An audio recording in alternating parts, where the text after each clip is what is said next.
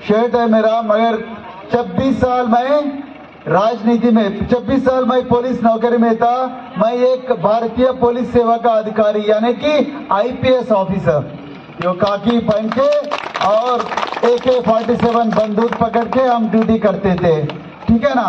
मगर मैं IPS officer बनने से पहले आप जैसा गांवों में पैदा हुआ, बल्कि आपका घर तो थोड़ा बहुत बेटर है, मगर हम जो गांवों में पैदा हुए, जंगल में पैदा हुए, 8वीं कक्षा तक हम बिजली भी नहीं देखे, झोपड़ में अपना जिंदगी जिए।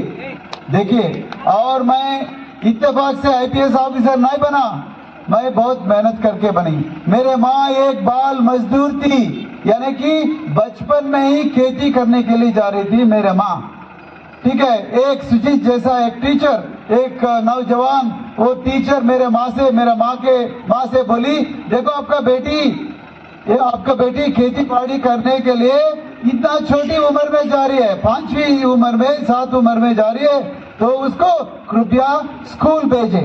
तो इसीलिए मेरे माँ स्कूल में ज्वाइन हो गए। स्कूल में ज्वाइन होने के बाद 10वीं कक्षा में तक पढ़ी, 10वीं कक्षा तक अव्वल नंबर में पढ़ी। उसके बाद एक टीचर ट्रेनिंग की, और टीचर ट्रेनिंग करने के बाद एक हेडमिस्ट्रेस बन के रिटायर हो गई। उसके बाद मेरे माँ मुझसे ये कहा कि बेटा मैं तो टीचर बन गया हूँ, लेकिन तुम टीचर नहीं बनने का है, तो मेरे से थोड़ा बढ़ के जाना है जिंदगी में। तो मैंने बोला, माँ मैं आपका साथ रहना चाहता हूँ, मैं गांव में रहना चाहता हूँ। हमारा गांव में बहुत सारे लारियाँ चलते हैं, मैं एक लारी ड्राइवर बनना चाहता हूँ।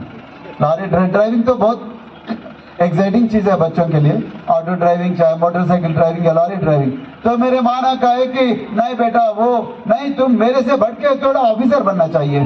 तो मैंने सोचा, मेरे माँ ने मुझे गाँव से बाहर फेंक दिए।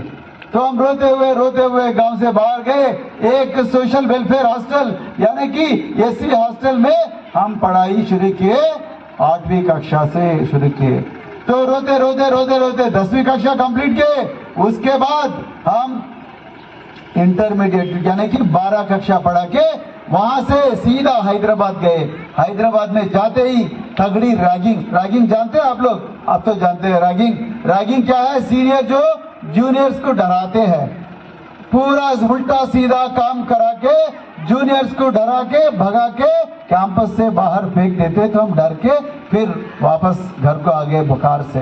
तो मेरे माँ ने बहुत आंखों में आंसू और लगातार रोना शुरू किया। बेटा मैंने सोचा तुम मेरे से बढ़ के बनोगे, मैंने सोचा तुम एक नेताजी सुभाष चंद्र बोस जैसा लीडर बनोगे, बाबा साहब अम्बेडकर जैसा लीडर बनोगे, जोगेंद्रनाथ मंडल जैसा लीडर बनोगे, ईश्वर चंद्र विद्यासागर यानी कि महात्मा ज्योतिराव फूले, सावित्रीबाई फूले ऐसा लीडर बन सकते, लेकिन तुमने वापस आके फिर वही मजदूर करने के लिए वापस आ गए।